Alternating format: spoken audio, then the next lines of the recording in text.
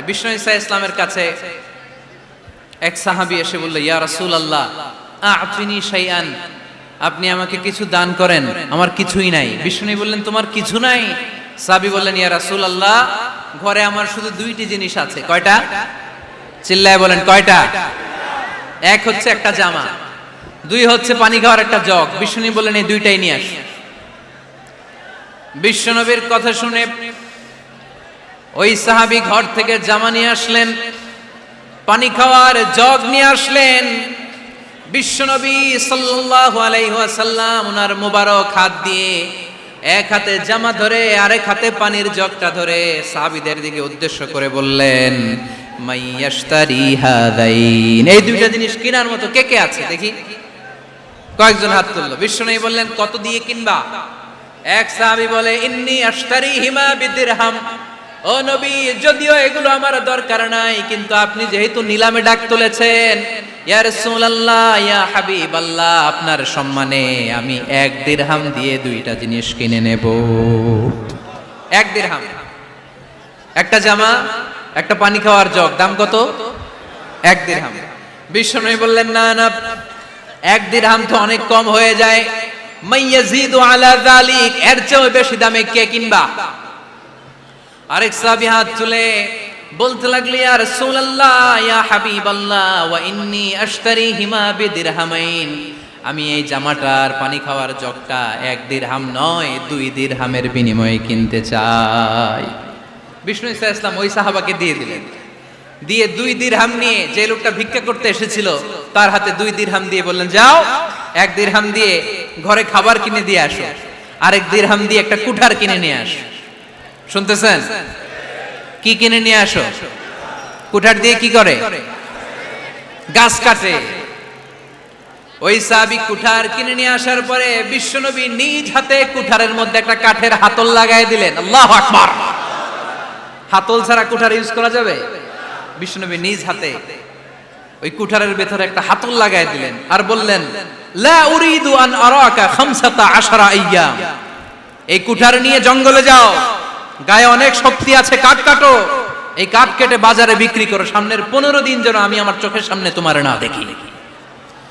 বিশ্বনবীর পরামর্শ অনুযায়ী কুঠার নিয়ে ওই সাহাবী জঙ্গলে চলে গেলেন। কাঠ কেটে বাজারে বিক্রি করতে করতে 15 দিন পরে 10 দিরহাম নিয়ে বিশ্বনবীর দরবারে হাজির হয়ে গেলেন। 10 দিরহাম নিয়ে বিশ্বনবীর কাছে হাজির হয়ে গেলেন। সাহাবী এসে বলল, ইয়া রাসূলুল্লাহ এখন আর আমার ভিক্ষা করা লাগে না, আমার গায়ে অনেক শক্তি আল্লাহ দিয়েছে, আই এম ভেরি এনার্জেটিক, আপনার দেয়া বরকতের কুঠার দিয়ে আমি কাঠ কেটে কেটে স্বাবলম্বী হতে শুরু করেছি। সুবহানাল্লাহ পড়েন।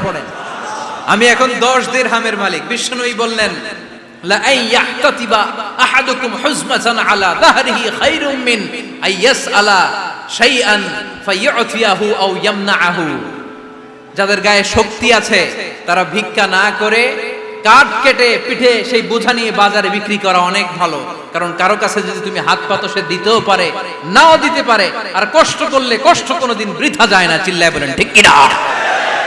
বিষ্ণু ঈসা ইসলামের অনুপ্রেরণায় এই সাহাবা অল্প কিছুদিনের ব্যবধানে স্বাবলম্বী হয়ে গেলেন।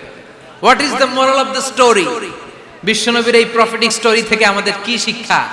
লেসন নাম্বার 1, বিশ্বনবী চাইলেই ওই 2 দিরহাম দিয়ে বলতে পারতো, যাও খাবার দাবার কিনে ফ্যামিলিতে দিয়ে আসো। সে ওই 2 দিরহাম নিয়ে খাবার দাবার কিনে ফ্যামিলিকে খাইয়ে রাত্রে আবার ভিক্ষায় নামতো। কথা কন, রাত্রে কি করতো? ভিক্ষায় নামতো। বিষ্ণু ঈসা ইসলাম তাকে কাজ করে খাওয়ার জন্য উৎসাহ দিলেন। পাশাপাশি বিষ্ণু ঈসা ইসলাম পার্মানেন্ট সলিউশন দিলেন। এজন্য পার্মানেন্ট সলিউশনের ব্যবস্থা করতে হবে। অনেকে আমরা যাকাত দেই, যাকাতের শাড়ি দেই, যাকাতের লুঙ্গি দেই, আছে না নাই? লক্ষ্মীপুরে এরকম দেয় নাকি? কি দেয়? হ্যাঁ, গাড়ি, গাড়ি দেয়, শাড়ি না। যাকাতের শাড়ি, যাকাতের লুঙ্গি বলতে কোনো কথা ইসলামে নাই। এগুলো খুব কম দামি শাড়ি, যাদেরকে এগুলো দেয়া হয় তাদেরকে অপমান করা হয়, ঠিক কিনা? আল্লাহ বলেছেন, ওয়ালাকাদ কাররামনা বানি আদম, I have dignified the status of the sons of Adam, আমি আদমের সব সন্তানদেরকে সম্মানিত করেছি। সুবহানাল্লাহ পড়েন। আপনাদের চেয়ে সম্মানিত কেউ আছে? মানুষের চেয়ে সম্মানিত গোটা বিশ্বে আর কোনো মাখলুকাত আছে নাই। এজন্য যাকাতের শাড়ি দেয়া যাবে না, যাকাতের লুঙ্গি দেয়া যাবে না। যাকাতের শাড়ি আপনারা দেখছেন, এটারে একবার ধোয়ার পরে দ্বিতীয়বার পরা যায় না। মশারি কি পাতলা, এর চেয়েও পাতলা। এই জন্য যাকাতের শাড়ি, যাকাতের লুঙ্গি বলতে ইসলামে কোনো পরিভাষা নাই। আপনাকে স্বাবলম্বী করে দেওয়ার চেষ্টা করতে হবে।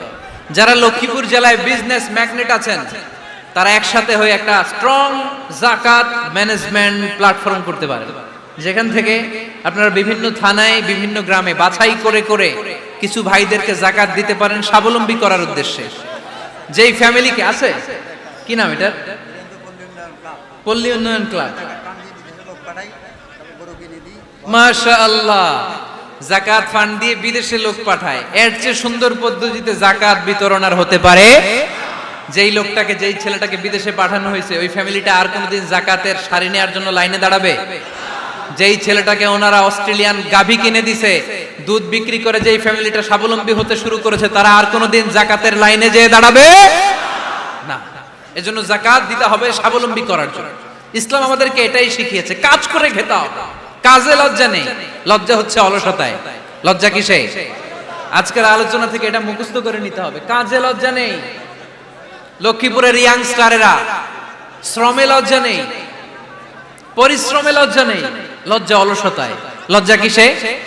আরো জোরে। নবীরা কি এমনি এমনি বসে বসে খাইছে? কঠিন পরিস্থিতিতেও নবীরা পরিশ্রম করে উপার্জন করা লেগেছে, ঠিক কিনা?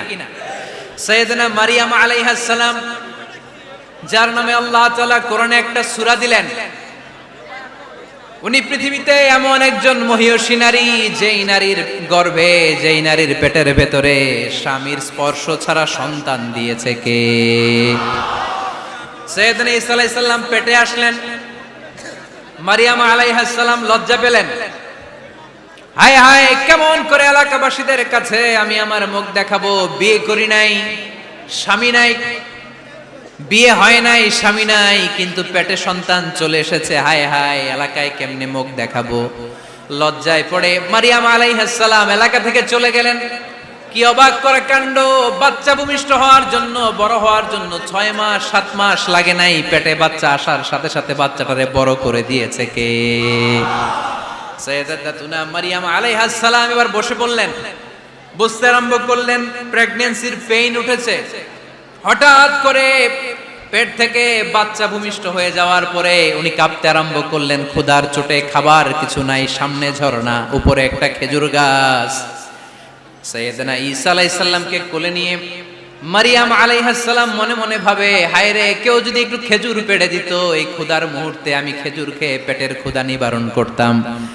রব্বুল আলামিন মারিয়ামকে উদ্দেশ্য করে আয়াত নাজিল করে দিলেন, ওয়া হুজ্জি ইলাইকি বিজিযিন নাখলাতি তুসাকিত আলাইকি রতবান জানিয়া। কোরআন সাক্ষী, হুজ্জি ইলাইকি বিজিযিন নাখলা, এর মানে হচ্ছে মারিয়াম, কেউ পেড়ে দিবে না, একটু কষ্ট করে হাতটা উঁচু করে খেজুরের ডালা ধরে ঝাঁকুনি মারো, টসটসে কাঁচা পাকা খেজুর নিচের দিকে পড়বে, তারপর তুমি তুলে খাবে। সুবহানাল্লাহ পড়েন। আল্লাহ চাইলে অটোমেটিক্যালি কারামাত হিসেবে খেজুরগুলো নিচে ফেলতে পারতেন না?